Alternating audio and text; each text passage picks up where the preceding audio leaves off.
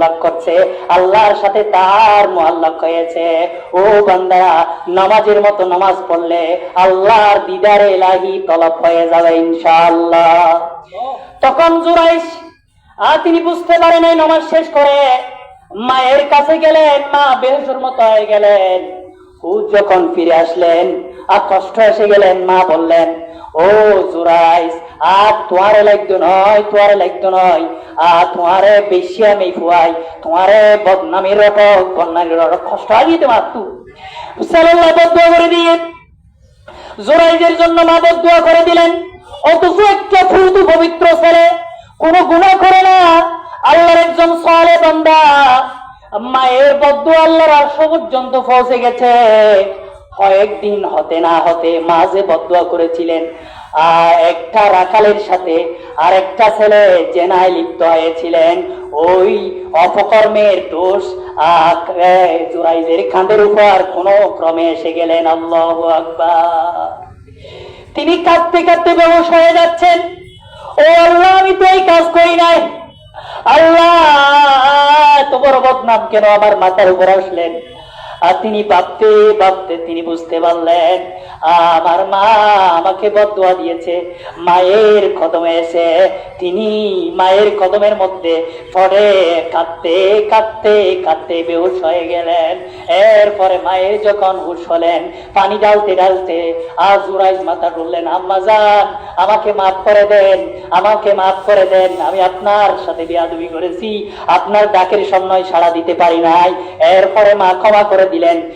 ক্ষমা করে দেওয়ার পরে সমস্ত জনসম্মুখের মধ্যে প্রমাণিত হয়ে গেলেন, এই জেনায় লিপ্ত হওয়ার ঘটনার সাথে জুরাইজের বিন্দু পরিমাণ কোন সম্পর্ক নাই। সুবহানাল্লাহ।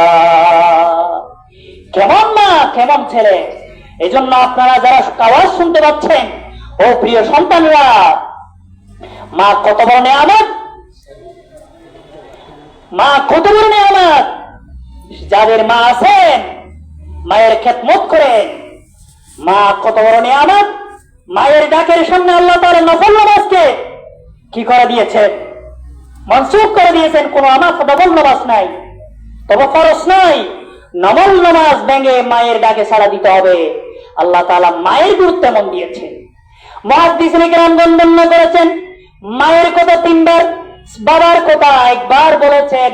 মুহাদ্দিসিনে কেরামগণ বলেছেন, মায়ের রেহেম থেকে বাচ্চা প্রসবের সময় যে রক্তকরণ হয়েছে, কোন সুস্থ মানুষের শরীর থেকে যদি এই রক্ত প্রবাহিত হয়, ওই মানুষ সাথে সাথে ইন্তেকাল করবে। এই জন্য এত বড় রিস্ক নিয়ে মা আপনাকে দুনিয়ার ওই পথ দেখার উসিলার দায়িত্ব নিয়েছেন, উসিলার দায়িত্ব নিয়েছেন, ওয়াসাইলের দায়িত্ব নিয়েছেন। এই জন্য পিতামাতার সম্মান আল্লাহর পরে আল্লাহ তাআলা দিয়েছেন। আল্লাহ এবং তার রাসূলের পরে কোন বুজুর্গি নাই। বুজুর্গি হামনি হোগা জরুরত। সবচাইতে আল্লাহ এবং তার রাসূলের পরে দুনিয়ার মধ্যে সবচাইতে বড় বুজুর্গ হচ্ছেন পিতা মাতা। পিতা মাতা। সুবহানাল্লাহ। পরিশেষে আমার মেসেজ, ব্যবসায়ীদের আপনারা আলোচনা শুনতে পাচ্ছেন। লোকমান হাকিম কোনদিন তিনি মিথ্যা বলেন নাই। যারা ব্যবসা করছেন, হাজার হাজার মিথ্যা কথা বলছেন, কিনছেন 10 টাকা দিয়ে, বলছেন 30 টাকা, 20 টাকা, 25 টাকা বলছেন। লোকমান হাকিম একজন মেষের শাবক হয়ে যদি আল্লাহ তাআলা মিথ্যা পরিহার করার কারণে আল্লাহ তাআলা যদি তার মর্যাদা এত বড় করে দেন, আপনারা যারা ব্যবসা বাণিজ্য করছেন, মিথ্যা বলবেন না, সততার মাধ্যমে আপনি ব্যবসা চালিয়ে যান। আল্লাহ তাআলা আপনাকে বরকত দিবেন। আমিন বলেন।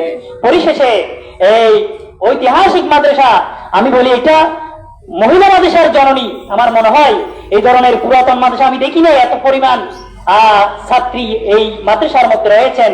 আল্লাহ তাআলা এই মাদ্রাসার মহান আলেমদেরকে সঠিক এলেমের শিক্ষা দেওয়ার তৌফিক দান করেন। আমিন বলেন। প্রিয় হাজরিন, এই মাদ্রাসার আজকে বার্ষিক শানে জলসা, আপনারা সবাই অন্তর খুলে দান করবেন। দান করলে কমে না, আল্লাহ বাড়াই দেন।